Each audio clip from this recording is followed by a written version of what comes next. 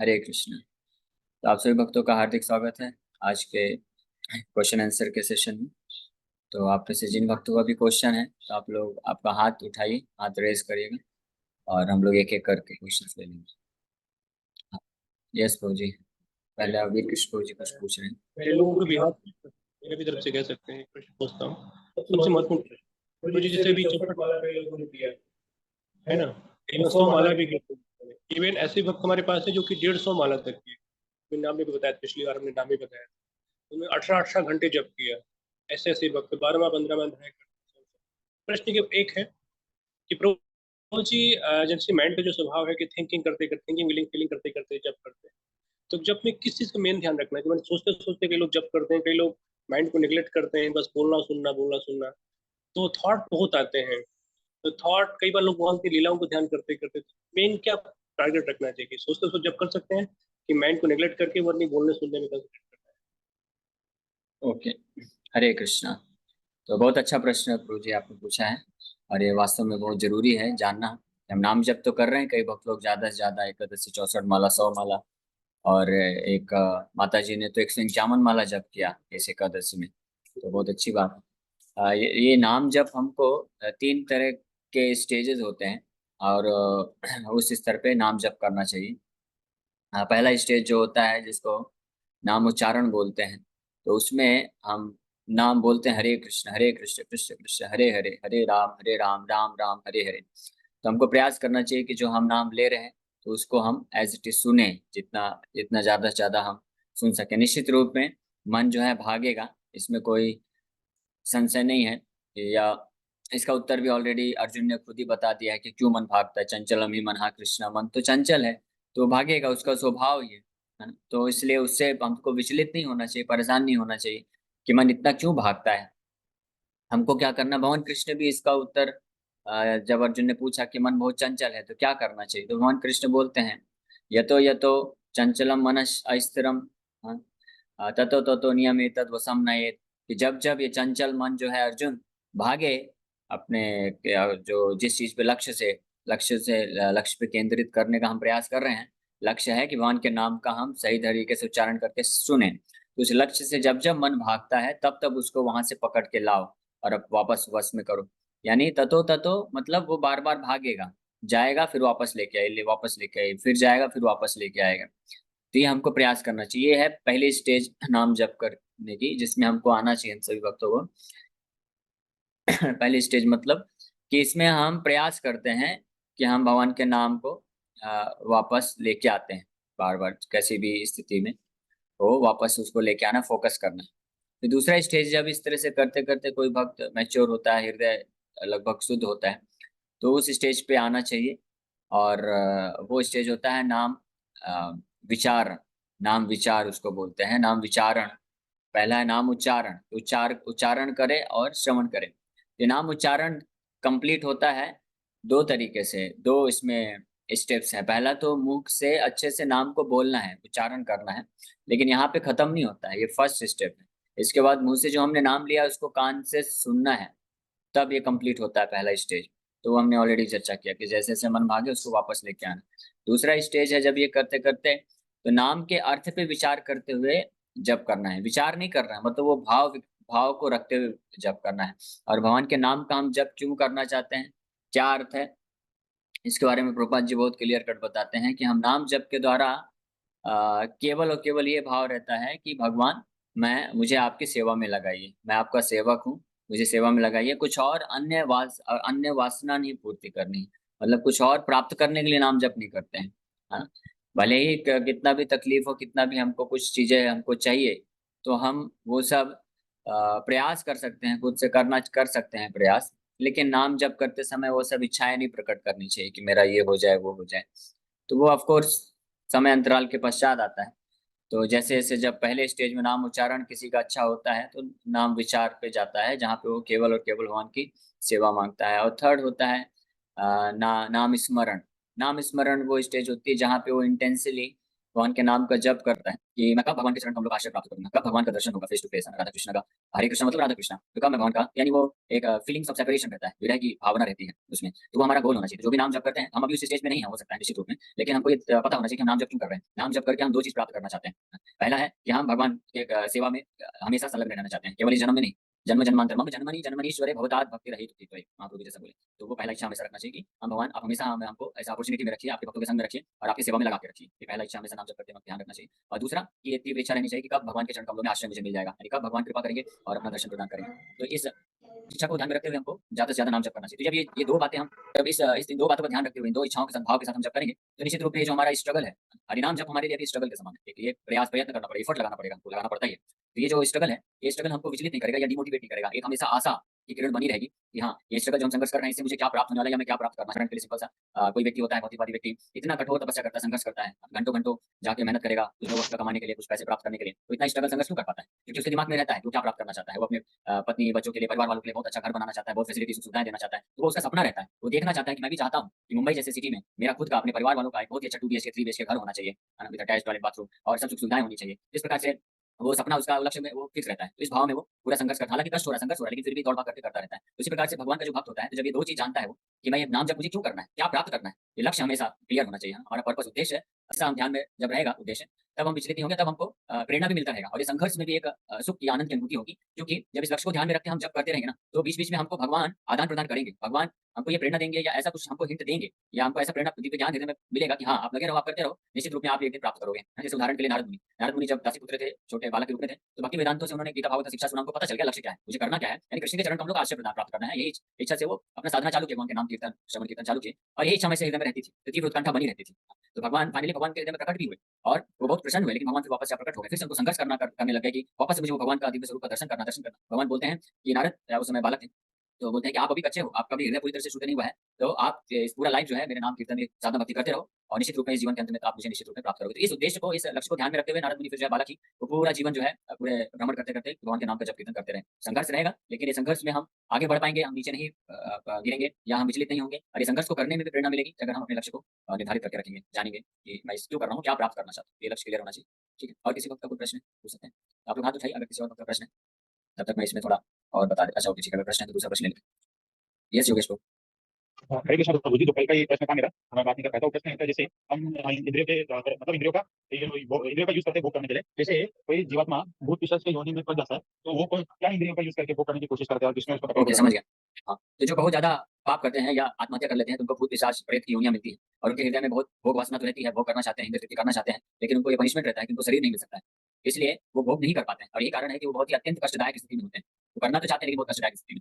जैसे उदाहरण के लिए आपको बताता हूँ, कई बार जब सर्जरी करते हैं डॉक्टर, तो ऑपरेशन के बाद डॉक्टर पेशेंट को पानी नहीं देते हैं, है ना? और सर्जरी अगर एक दिन तक चला है तो उसके शरीर में पूरा पानी खत्म हो जाता है, तो पेशेंट को बहुत प्यास लगती है, और डॉक्टर बोलता है कि आप एक दिन तक कुछ पी नहीं सकते हो। तो सोचिए, उसको इतनी प्यास लगी है, लेकिन वो पानी नहीं पी सकता है, कैसी स्थिति होगी। आप जस्ट थोड़ा प्रेत की योनियां प्राप्त करते हैं, तो उनके हृदय में इच्छा बहुत रहती है भोग करने की, अलग अलग प्रकार की इच्छाएं, है ना। जैसे कोई मान लीजिए बहुत शराबी था, शराब पीता था, तो वो अगर आत्महत्या करेगा, तो उसको वो तो वो क्या बोलते हैं उसको, तलक बोलते हैं शायद, कि वो बनी रहती है कि हाँ मुझे शराब पीना है, पीना है, पीना है। लेकिन वो जाएगा भी शराब की दुकान में, शराब को पी नहीं सकता, क्योंकि पीने के लिए तो ग्रॉस बॉडी चाहिए ना, स्थूल शरीर चाहिए, जीवा चाहिए, मुंह चाहिए, हाथ चाहिए, तब तो पी सकेगा। लेकिन जो भूत प्रेत की योनियां होती हैं, उसमें उनके पास ये स्थूल शरीर नहीं होता है, केवल मन बुद्धि अहंकार का ही सूक्ष्म शरीर होता है। तो इस प्रकार से वो अत्यंत जो है कष्टदायक स्थिति है। और यही कारण है कि ऐसे भूत भूत प्रेत लोग जो होते हैं, वो लोगों को परेशान करते हैं, अटैक करते हैं, क्योंकि वो भटकते रहते हैं, और इसलिए वो उस स्थिति से वो निकलना चाहते हैं। तो इसलिए जो लोग जो उनके डिसेंडेंट होते हैं, वंशज होते हैं, अगर वो भगवान की भक्ति नहीं करते हैं, तो उनके पूर्वज कभी लिबरेट नहीं होते, वैसी स्थिति में फंसे रह जाते हैं। ओके, क्लियर है। और नेक्स्ट कोई प्रश्न किसी का? यस प्रभु जी। और किसी भक्त का कोई प्रश्न? प्रभु जी, मेरा एक क्वेश्चन था, और बोल सकता हूँ क्या? हाँ, किसी और भक्त का नहीं है तो फिर आप ही पूछ लीजिए, और किसी भक्त का है तो हाथ ऊपर कर सकते हैं। हाँ, बोलिए। हाँ प्रभु जी, जैसे हम चैंटिंग करते, 16 माला करते या उससे ज्यादा करते, तो ऐसा मतलब कंटिन्यूसली कर रहे, तो जैसे लास्ट का 4-5 माला बच जाता है ना, मतलब करते हैं, तो मतलब हृदय एकदम एकदम हल्का लगता है, एकदम अच्छा फील होता है। तो वो कौन सा स्टेज समझना चाहिए हमें कि हम ऐसा ही कंटिन्यू, फिर वो छूटने का मन नहीं करता, ये बस अभी खत्म नहीं करना है, कंटिन्यू करना है, तो वो बहुत हाँ, अच्छा लगता है। वैसे स्टेज में कैसे जा सकते हैं बार बार? तो वेरी नाइस। अच्छी बात है कि अगर हमारा माला खत्म होते होते भी हम 12, 13, 14, 15, 16 माला तक पहुंच गए और खत्म होते होते भी हमको अगर ये फील नहीं हो रहा है कि कब 16 माला कंप्लीट होगा और मैं बीट बैग को एक साइड में रख दूं, फिर अगले दिन बीट बैग को हाथ लगाऊंगा केवल, अगर ऐसा भाव नहीं है और ऐसा भाव आ रहा है कि 16 माला हो गया, मैं और करना चाहता हूँ और करना चाहता हूँ, तो इसका मतलब हम प्रगति कर रहे हैं। ठीक है, यानी हम अपने आप को अपराध से बचा रहे हैं।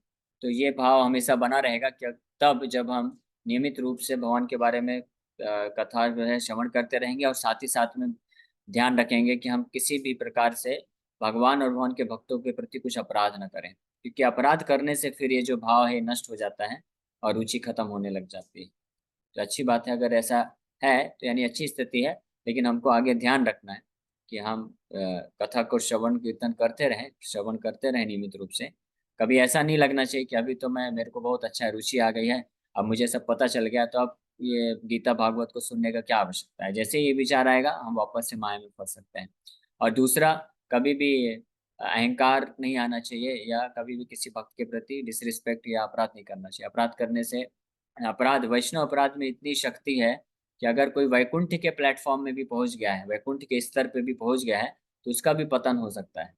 इतना पावरफुल होता है ये वैष्णव अपराध। इसलिए चैतन्य महाप्रभु इसको हाथी मद अपराध बोलते हैं। जैसे पागल हाथी है एक, बहुत किसी ने बहुत सुंदर बगीचा, सालों सालों की मेहनत करके बगीचा तैयार किया है, सुंदर फूल फल से लदा हुआ बगीचा है, लेकिन एक पागल हाथी को बस आप कुछ मिनट के लिए छोड़ दीजिए तो बगीचा पूरा तहस नहस कर देगा। कोई समझ ही नहीं पाएगा कि कई सालों की मेहनत से बनाया। तो हम भी वैसे ही, हमने कई कई जन्मों की मेहनत, भक्ति, धर्म का पालन करते करते हम इस स्टेज स्टेज पे आए हैं कि हमको हरे कृष्ण महामंत्र मिला है।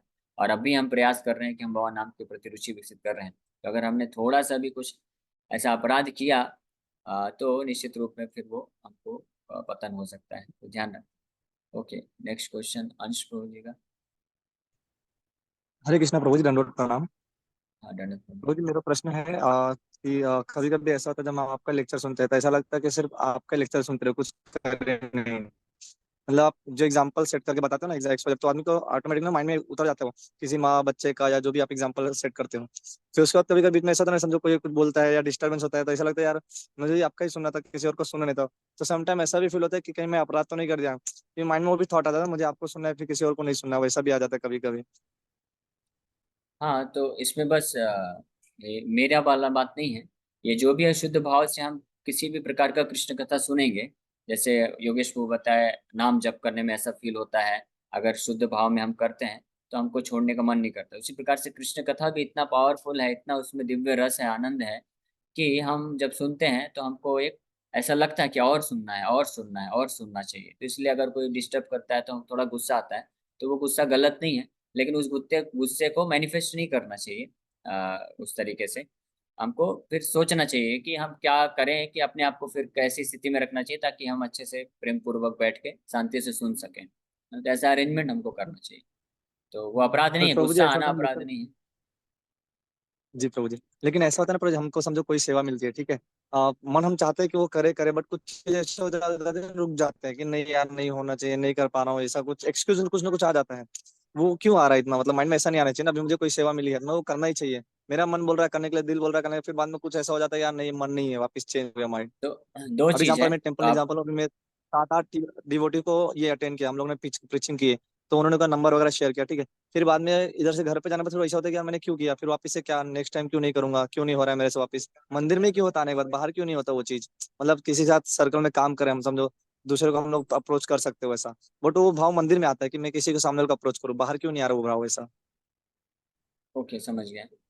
तो इसके कई कारण हो सकते हैं, है ना। प्रीचिंग जब हम बाहर करते हैं तो कई बार कोई इंट्रोवर्ट नेचर का होता है तो बाहर लोगों से ज़्यादा बातचीत नहीं कर सकता है, तो कोई दिक्कत नहीं है। तो आप जहाँ पे कंफर्टेबल होते हैं, जहाँ पे आप लोगों को मिल के उनको प्रीचिंग कर सकते हैं, जोड़ सकते हैं, तो ऐसे जगह पे आपको आके और ऐसे लोगों को कनेक्ट करना चाहिए, तो कोई दिक्कत नहीं। और आप अगर कहीं ऐसी स्थिति में, ऐसी जगह पे हैं जहाँ पे आपको कंफर्टेबल नहीं लग रहा है कि मैं इनको जोड़ूँ प्रीचिंग या से बताऊँ, तो नो प्रॉब्लम, आप उस समय उस जगह पे बैठ के या तो श्रवण करिए या तो नाम जप करिए, ठीक है।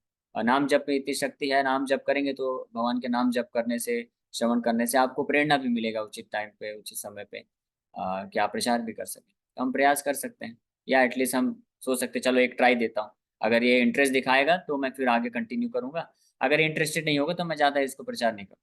तो ऐसा भी अलग अलग स्टैंडर्ड है ना। और कोई भी ऐसा नहीं है कि जो गलत भाव है या गलत चीज़ें हैं, स्वभाव पे भी डिपेंड करता है। कुछ भक्त लोग होते हैं जैसे बुक डिस्ट्रीब्यूशन करते हैं, तो उनका नेचर रहता है, पर्सनैलिटी भी होता है, डायनामिक भी होते हैं, और उनका नेचर भी रहता है कि आगे सामने वाला अगर मना भी करता है तो उसको किसी न किसी तरीके से कन्विंस करते हैं और बुक दे ही देते हैं। कुछ भक्त लोग होते हैं, वो हर किसी के पास जाएँगे और बताएँगे हम भगवद गीता वितरण कर रहे हैं, इसमें आपको बहुत लाभ मिलेगा।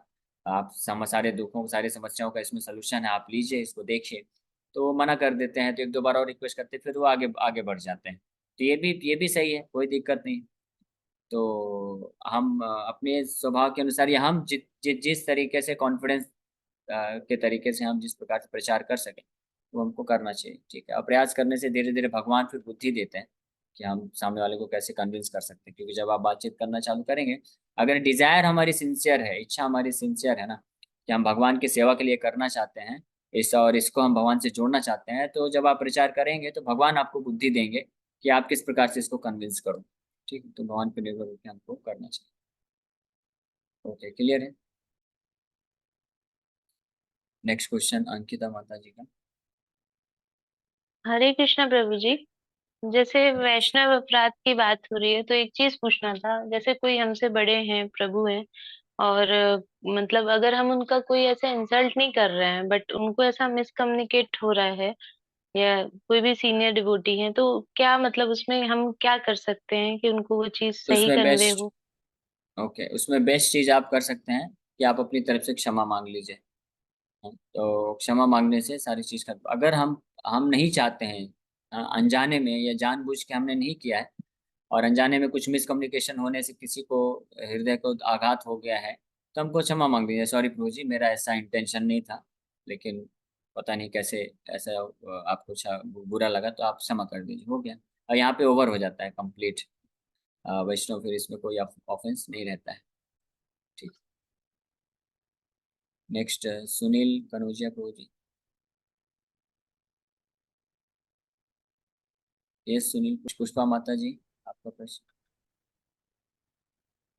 हरे कृष्णा प्रभु जी। हरे प्रभु जी, कृष्ण। मेरा क्वेश्चन ये था कि जैसे एकादशी का मैं व्रत रहती हूँ, तो एकादशी का तो मान लीजिए लहसुन प्याज यूज नहीं होता है, लेकिन बाकी टाइम जैसे सुबह कान्हा जी का भोग लगाती हूँ तब नहीं बनाती, लेकिन कहीं आना जाना होता है और शाम के खाने में इसमें लहसुन प्याज हमें डालनी पड़ जाती है। तो प्रभु जी, इसमें कोई एकादशी के व्रत रहने में फिर कोई दोष तो नहीं लग रहा एकादशी के दिन भी डालना पड़ जाता है। है? अवॉइड करती हूँ, लेकिन कभी कभार ऐसा हो जाता है कि डालना पड़ जाता है। एकादशी के दिन तो स्ट्रिक्टली अवॉइड ही करना चाहिए। एकादशी के दिन जी तो बिल्कुल भी। और यहाँ तक कि चाय कॉफ़ी भी नहीं पीना चाहिए एकादशी। अगर किसी को चाय कॉफ़ी का लत लगा है तो फिर हर्बल टी आता है, आयुर्वेदिक शॉप में मिल जाएगा, नहीं तो इस्कॉन के मंदिरों में तो मिलता है आसपास, अगर कोई इस्कॉन मंदिर है। नहीं तो आयुर्वेदिक शॉप में आजकल हर्बल टी वो लोग देते हैं, तो हर्बल टी पी नहीं प्रभु सकते जी, हैं। और प्याज एकादशी लहसुन को तो का। प्रभु जी चाय अवॉइड करती हूँ, नहीं पी रही हूँ चाय। हाँ, नहीं, नहीं, मैं हाँ, समझ गया आप करती हैं, लेकिन मैं आपके प्रश्न से जुड़ा हुआ मैं ये बता दिया और लोगों के जी लाभ के लिए कि। जी प्रभु जी। लेकिन कोशिश करना चाहिए प्याज लहसुन पूरी तरह से एकादशी को अवॉइड करें, और अन्य दिनों में भी प्याज लहसुन अवॉइड ही करना चाहिए, कोई फर्क नहीं पड़ता है। आप बिना प्याज लहसुन के भी अच्छे से अगर बनाएंगी आप और भगवान को भोग लगाएंगी, तो उससे वो प्रसाद बहुत टेस्टी होता है। हम तो पिछले जी बारह प्रभु जी, तेरह साल से बिना प्याज लहसुन का। सुबह जैसे कान्हा जी को भोग के लिए बनाती हूँ, तो कोई भी चीज बनाती हूँ उसमें लहसुन प्याज नहीं डालती, लेकिन जैसे हमें कहीं जाना भी पड़ जाता है, बाहर कहीं खाना खाना है, किसी के यहाँ ओके, ओके। निमंत्रण में हाँ, मान ठीक है, लीजिए गए। समझ गया। हाँ, तो जी इसका अलग अलग स्टैंडर्ड है, लेकिन पहले अगर अपने जी घर पे हमको कंट्रोल करना चाहिए, अपने घर पे एटलीस्ट प्रयास करना चाहिए कि घर पे प्याज लहसुन आए ही नहीं, खरीदे ही ना। ठीक है। और अगर मान लीजिए कोई जी सदस्य हैं, वो उनको खाना ही है, वो छोड़ ही नहीं सकते हैं, तो ठीक है, उनके लिए फिर आप सब्जी अलग से, या सब्जी पहले बनाइए अलग से, मतलब कुछ ऐसे अरेंजमेंट करना चाहिए हमको कि हम जो है एटलीस्ट जो भक्ति कर रहे हैं, नाम जप कर रहे हैं, उनको पालन करना चाहिए, जो बिल्कुल ना खाएं। क्योंकि देखिए, आप एक तरफ से ये उस प्रकार से हो जाएगा जैसे कुंजर शौचवत, है ना। हाथी जाता है, तालाब में नहा लेता है और बाहर निकल के फिर धूल मिट्टी डाल लेता है, तो फायदा क्या हुआ, है ना। हालांकि कृष्ण नाम जो जप करता है और किसी कारणवश तुरंत प्याज लहसुन है, चाय कॉफी ये नहीं भी छोड़ पाता है, तो ऐसा नहीं है कि उसका कोई फायदा नहीं है, फायदा है ना, लेकिन वो बहुत स्लो स्लो हो जाएगा उसका प्रोग्रेस, है ना, क्योंकि प्याज लहसुन जो है तमोगुणी पदार्थ है, और जितना हम तमोगुणी चीजों का सेवन करेंगे उतना हमको सतोगुण में आने के लिए संघर्ष हो जाएगा, और ये जो स्पिरिचुअल आध्यात्मिक विषय वस्तु इसको समझने में उतना हमको डिले हो जाएगा। तो प्रयास करना चाहिए, और अन्य अन्य कई जगह जाते हैं तो हमारे फिर श्रद्धा पे डिपेंड करता है। ऐसे कई गृहस्थ भक्त हैं जो लोग अपने कई सगे संबंधी के यहाँ जाते भी हैं, तो केवल वही चीज खाते हैं जिसमें प्याज लहसुन नहीं है, तो वो भी किया जा सकता है, तो आपके ऊपर है। प्रभु जी, मेरा जो मेन क्वेश्चन था, जैसे एकादशी का व्रत रहती हूँ तो इसमें कोई दोष तो नहीं है? नहीं यानी नहीं, लहसुन एकादशी प्याज भी आप यूज व्रत हो रहा है और मैं एकादशी भी रह रही हूँ। नहीं, अगर कोई और खा रहा है तो आप अगर स्ट्रिक्टली पालन कर रहे हैं तो आपका व्रत हो रहा है, लेकिन अगर आप एकादशी के दिन प्याज लहसुन खाएंगे तो निश्चित रूप में वो व्रत टूट जाता है, तो इसलिए वो नहीं नहीं प्रभु जी, खाना चाहिए। एकादशी के दिन तो नहीं खाते, लेकिन बाकी टाइम तो जैसे खा ही रही हूँ। अच्छा अच्छा, हाँ ठीक है, तो एकादशी व्रत में फिर कोई दोष नहीं, एकादशी के दिन अगर आप पालन कर रही हैं स्ट्रिक्टली तो जी। एकादशी व्रत आपका हो रहा है, कोई दिक्कत नहीं। ओके, जी नेक्स्ट। प्रभु जी, हरे कृष्ण। हरे क्वेश्चन अंकिता माता जी। हरे कृष्ण प्रभु जी। ये गौर कथा में आपने एक चीज बताई थी कि भक्ति सिद्धांत सरस्वती जी ने जो प्रभुपाद जी को प्रीचिंग के लिए कहा था कि आप पढ़े लिखे हैं, इस तरह से आप आउट ऑफ इंडिया जाके करिए। तो ये हाँ एक तरह से आज के युग में भी ऐसा होता है क्या, जो हमारे सीनियर हैं, प्रभु जी हैं, कोई हमें बात कहते हैं तो मतलब एक भगवान का माध्यम होता है वो, हो सकता है उनके थ्रू वो चीज को अचीव होनी हो। हरे कृष्ण। यस, हाँ सही बात है, तो भगवान के भक्तों के द्वारा भी उनको अगर कुछ सेवा का अवसर मिलता है तो वो करना चाहिए, वो भगवान का ही प्रेरणा है। यहाँ तक कि केवल भक्तों का ही नहीं, अगर कोई बहुत सिंसियर है और शुद्ध भक्त है तो उसको तो भक्त ही नहीं, अगर बाहर वाले से भी कुछ ऐसा प्रेरणा का स्रोत मिल सकता है। जैसे प्रभुपाद जी पहले 1944 में back to Godhead magazines उन्होंने निकाला था, और मैगजीन लिखते थे, मैगजीन कितने 20 25 30 पेजेस की होती है, तो मैगजीन लिखते थे, पब्लिश करते थे और उसी को डिस्ट्रीब्यूट करते थे।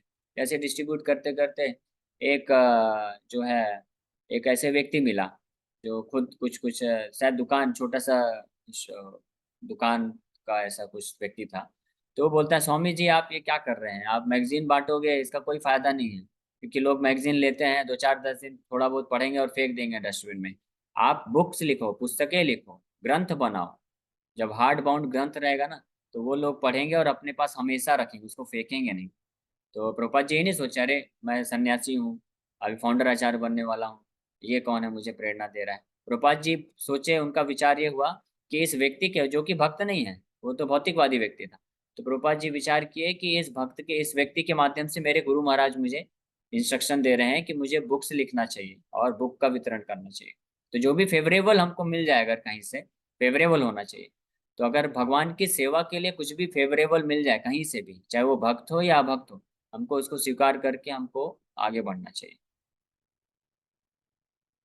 Okay, next question. जी प्रभु जी, हरे कृष्णा, दंडवत प्रणाम प्रभु जी। दंडवत प्रणाम। Yes Sanjeet bro.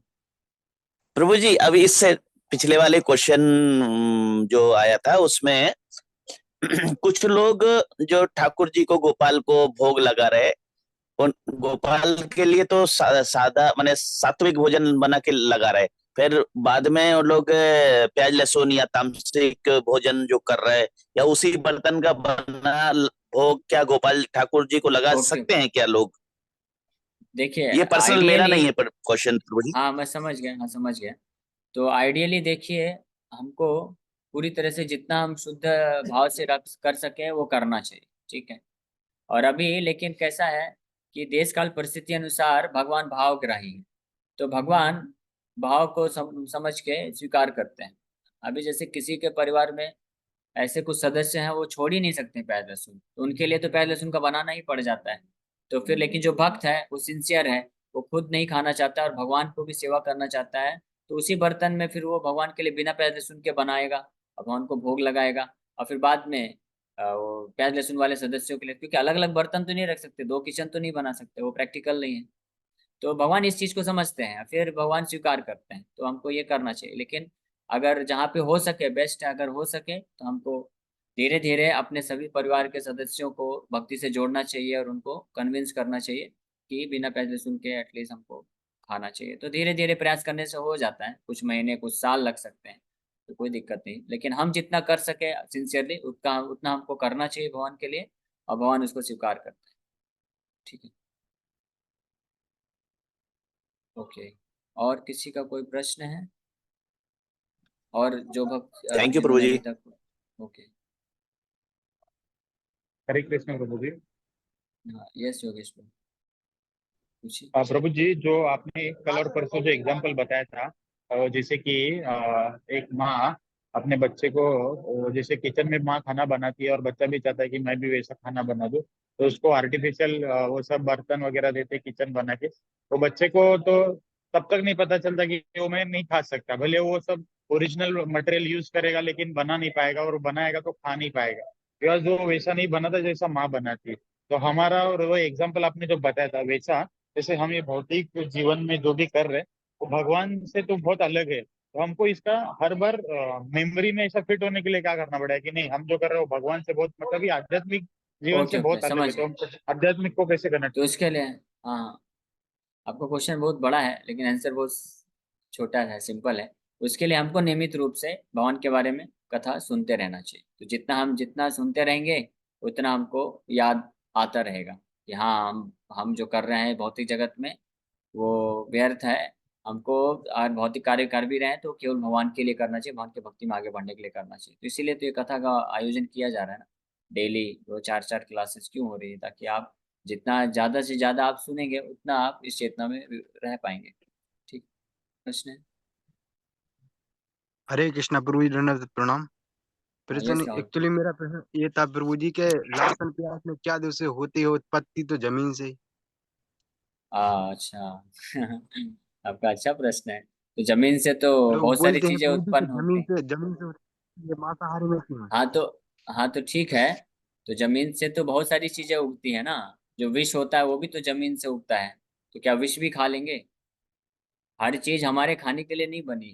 तो हमको वो चीज खाना चाहिए जो हमारे स्वास्थ्य के लिए जरूरी है। तो जब शरीर, इस भौतिक शरीर के स्वास्थ्य के हिसाब से हम चीजें खाते हैं। जमीन से तो बहुत सारी चीजें उगती हैं लेकिन हम हर चीज नहीं खाते। हम वो देखते हैं कि मेरे शरीर के लिए क्या अच्छा है। उसी प्रकार से इस भौतिक शरीर के अंदर एक और सूक्ष्म शरीर है, मन बुद्धि का। तो हमको वो चीज खाना चाहिए जो हमारे मन बुद्धि के स्वास्थ्य के लिए अच्छा होगा। उसी प्रकार से आत्मा है, तो केवल वही चीज का हमको इनपुट लेना चाहिए जो आत्मा के लिए उचित है ना। तो प्याज लहसुन भले ही इस भौतिक शरीर के लिए हो सकता है ठीक ठाक, लेकिन मन बुद्धि के लिए वो सही नहीं है और आत्मा के लिए भी सही नहीं है, तो इसलिए उसको त्याग देना चाहिए। ठीक है, इनकी प्रभु ओके। जी उत्पत्ति कहाँ से है लहसुन प्याज की, क्यों नहीं खाना चाहिए, ऐसा क्या है? तो क्यों नहीं खाना चाहिए वो बताया ना ऑलरेडी। लहसुन प्याज में तमोगुण है। और तमोगुण क्यों है? क्योंकि जब उत्पत्ति हुई थी तो ये जो ऐसे तमोगुणी लोग को के द्वारा, वो आप पुराण में ऐसी कथा आती है, वो आप सुन सकते हैं। अभी इतना लंबा डिटेल में नहीं जाएंगे। कि जब शिव जी ने विष वो पिया था तो उसमें से कुछ बूंदें जो गिरी थी, तो उसमें से उत्पत्ति हुई है प्याज लहसुन की। इसलिए वो तमोगुणी पदार्थ है। ठीक है, हमको शास्त्रों में जो कुछ चीजें हैं उसको स्वीकार कर लेना चाहिए। और ये इफेक्ट भी हम देखते हैं ना, जो ज्यादा प्याज लहसुन खाते हैं उनके लिए डिफिकल्टी हो जाती है। तो माता जी का प्रश्न है कि क्या गारंटी है कि अगर हम भगवान के धाम चले जाते हैं तो वहां पे हमको वापस से भोग करने की इच्छा अगर आ गई तो हम वापस से हमारा पतन हो जाएगा। तो इसके लिए भगवान कृष्ण गीता में गारंटी देते हैं, यद गत्वा न निवर्तन्ते तद धाम परमम मम। यानी एक बार इस भौतिक जगत से कोई मुक्त होकर के भगवान में धाम जाएगा तो वापस नहीं आएगा। क्यों नहीं आएगा वापस? स्वेच्छा तो रहेगी, फ्री विल तो वहां पे भी रहेगा, वापस से वो इच्छा कर सकता है। लेकिन इस भौतिक जगत का इतने करोड़ों करोड़ों जन्मों से भोग करके एक्सपीरियंस जब हो जाता है ना, तो फिर व्यक्ति, वो जीवात्मा कभी ऐसा इच्छा करेगा नहीं। वो बोलते हैं ना, दूध का जला छाछ को भी फूक फूक के पीता है ना। तो एक बार कोई दूध से किसी की जीभ जल जाएगी ना, तो कोई भी सफेद कलर का लिक्विड देखेगा तो उसको बार बार फूक के पिएगा। तो इसी प्रकार से तो ऐसा होगा नहीं। और इस भौतिक जगत से मुक्ति, हम भगवान के धाम तभी जाएंगे जब हर प्रकार की जो भोग करने की इच्छा है उससे हम सब शुद्ध हो जाएगा, तभी जाएंगे। अगर प्रभुपाद जी बताते हैं कि अगर हमको एक रसगुल्ला खाने की भी एक इच्छा रह गई ना, तो उसको खाने के लिए हमको वापस से जन्म लेके भगवान खिलाएंगे, लो खाओ, एक्सपीरियंस करो। तो अगर वो भी रहेगा तब उसके बाद ही फाइनली जो है भगवान का धाम मिलता है। इसलिए पूरा टेस्ट करके, पूरा शुद्ध करके ही भगवान का धाम मिलेगा।